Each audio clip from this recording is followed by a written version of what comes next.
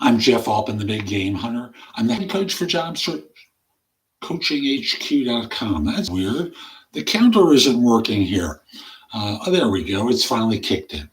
So I'm the head coach for JobSearchCoachingHQ.com, a site with curated information that you can watch, listen to, or read that'll help you find work more quickly. I used to work as a professional recruiter, and unlike many coaches who help people with their careers, both finding a position or being effective with it, I have an unusual background to bring me there, and that I've actually helped people find work. I've helped them be effective afterwards. I run a group on Facebook called Career Angles. Has nothing to do with finding work. It's about being effective in the workplace. Go to facebook.com, join the group Career Angles. Actually, you have to request membership in the group to join, and I'll approve you. We're letting in the first 100 people for free. After that, it's going to become a paid service. So today I'm going to answer questions that I've received from people recently about different aspects of job hunting. And the first one is, does anyone actually call resume references anymore? Now, I want to be clear, resume references, I'm not sure what a resume reference is. Is it the three people that you put on the bottom of your resume when you're submitting your resume for something? In that case, no one calls them. They have no interest in calling them. References are only checked at the time a firm is considering making an offer to see if your references will support your candidacy or basically let them know you're a screw-up. The proof that you're a screw-up is, remember, you're giving them the references. And if your references are not good, whose fault is that? Yours. So be smart about this. Don't even put the references on the bottom of the resume. It's a waste of space. Don't put resumes are available upon request on the bottom of your resume, because they know they're available upon their request. It's, again, a waste of space. So I'll simply say no one's going to call them if you put them on the resume. However, they will call them prior to an offer, or they will call people prior to an offer. And the result winds up being it is a difference maker. So that's for the first question. The next one, why do employers ask weird interview questions?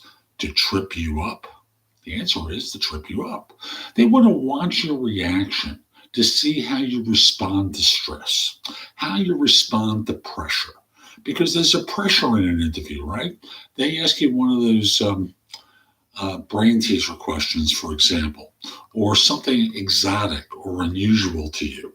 And I say to you because for some people, these are very easy questions, but they want to watch how you react to it. Do you ask for additional questions, like in a case study interview, to follow up with more information? How do you handle yourself under those circumstances? Do you freak out? Do you look panicked? How do you respond? Because that's what's going to happen when you work for them.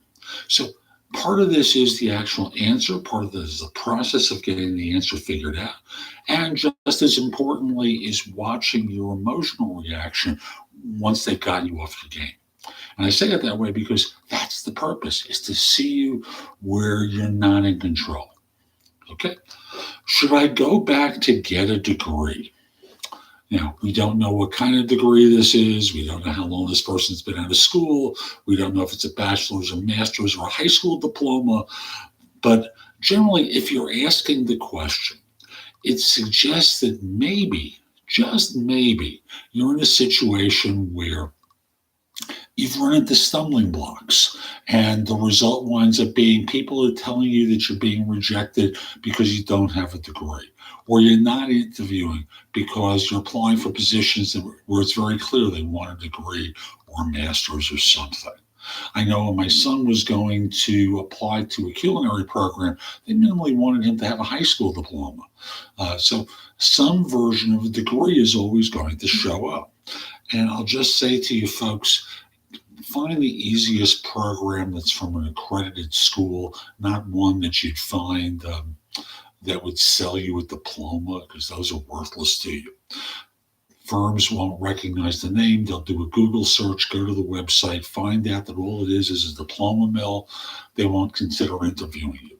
So should you get a degree? Yes, no question. Should I go to a job fair? I don't know what kind of position you're applying for. You haven't shared that with me.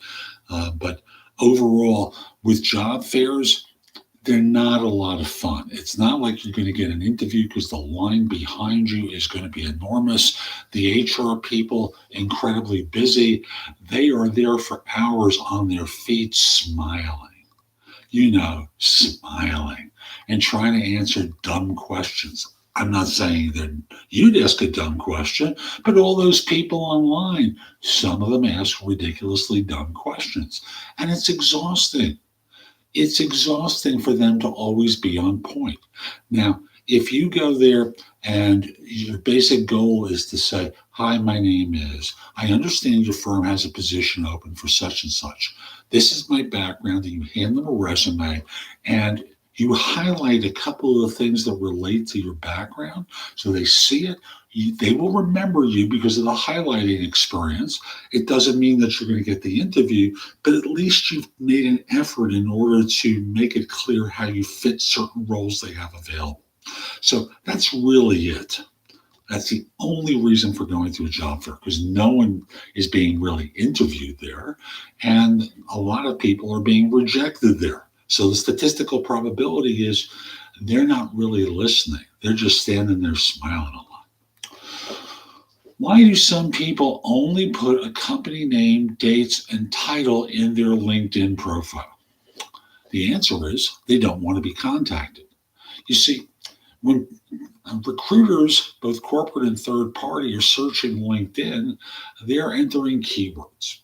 They're entering location, they're entering a couple of other criteria. But keywords is a part of this. No keywords, they can't be found, right? If someone doesn't put in keywords, it's just company name, dates, and title. The only way they're going to be found is if someone searches by company and title. So if you want to hire a VP from Facebook, okay, that's it. But you don't know what department they're in. And the result winds up being this person is pretty well invisible because there are no keywords in their resume. And that's just the way they want it. They don't want to be contacted. They don't want to be found. And to some degree, I understand their side of this in that they may have gotten too many calls, too many in-mails, too many touches from people at times that, well, frankly, they didn't want to hear from anyone. The problem with this is the person who gets ahead isn't always smartest or work the hardest, although those are great qualities to have. People get ahead by being alert to opportunities. Sometimes they're internal, more often than not, they're external. And as much as they're getting bombarded with phone calls, or I should say in-mails from people, they're missing out on opportunities that could improve their circumstances. So that's why they do it. That's the problem with it. You make your own choice. Okay. What ultimately makes a recruiter, or it's not a recruiter who makes the choice, what makes a hiring manager choose one candidate over another when they are all similarly qualified? I love that question. And I like it because, frankly, they're not identically qualified. They're similar. So what differentiates one person from another? Closer to the needs of the position, mentally, the hiring manager may have tiebreakers as to things that make them go, ooh, I could use that. Personality, the connection with the person there. Now, I could go into a long diatribe about how that's bogus because they're on good behavior and so is the job hunter. So you're connecting based upon the act, the personality that you're presenting at the time, which may be a little stressed, maybe a little bit more hyper because your adrenaline's going, and they're conning you to try and get you to be interested. Not the ideal set of circumstances, but let me continue on. Why do they choose one person over another? Well, hiring managers choose people because they're competent, they demonstrate self-confidence, character, chemistry, maybe a little charisma. And now here's the key thing. Ultimately, what differentiates one person from another is that the manager trusts them more. Along the way, you have to connect with a person as a person so that they trust you and believe you. Your sincerity becomes pivotal here. And thus, this person may have done a better job, not just simply on the skills competence, because we're talking about people who are all similarly qualified, right? So we've got to get to some other criteria, and that's personality and how they engender trust. So recognize that that's a differentiator. And when you're interviewing, always look for ways to connect with people as people.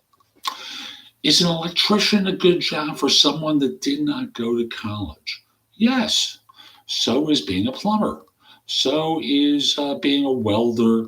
So is there are hundreds of professions in trades that are doing very, very well because people have not gone into these professions for years, or not enough people have gone into these professions for years.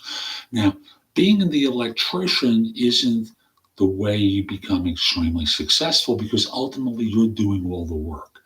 People who own a firm that does electrical work, who has people working for them, will tend to do better. It takes time to get to that level, but the launch point is understanding how to be an electrician and learning the business of being an electrician. I know when I went to coach training some years ago, I learned how to coach, but I had to figure out the business of coaching and how to be profitable as a coach, which wasn't really taught. So I'm going to differentiate being an electrician from the business of being an electrician. Being an electrician is a good business. The business of being an electrician is even better. Here's a fun one. How competitive is the hiring process at fill in the blank? They mentioned the name of a company, but it doesn't really matter. The process is always competitive. You are competing with either other people or the idea that there's someone out there who's going to be better than you. You are always competing. You are always selling. They are not going to hire some loser who walks in who's the only person available. They'd rather wait for the right person to show up rather than hire a reject, and I'm putting that in air quotes, that doesn't impress them, who doesn't look like they care, who's going to treat it like a waste of their time. So you are always competing, and don't forget it. Always competing. Last question for today, unless when I go back over to the chat, I see something else there. Do recruiters give extra weight for including a cover letter in the job application? The answer is no. No, they don't give extra weight. They give weight to people who are qualified for the job. If you don't show you're qualified for the job, well, you can use the cover letter to reinforce what they see in the resume that demonstrates your qualifications. Let me give you an example. When I teach people how to do cover letters, I'll tell them there should be a section in the cover letter where in the left-hand column, there are the skills and qualifications that are being sought, or the skills, qualifications, and responsibilities of the position. And the right-hand column, how long and how recently a person's performed that. Now, that's the way to use a cover letter, because what you're doing is, and I want to be clear, a cover letter isn't a separate doc that you're attaching. What it is the body of the email that you're sending with your resume. So that left-hand column, skills, qualifications, responsibilities that are come from the job description. Right-hand column, how long and how recently you've performed that. That is what's going to make them impressed, not that you've just attached a cover letter. That doesn't do anything.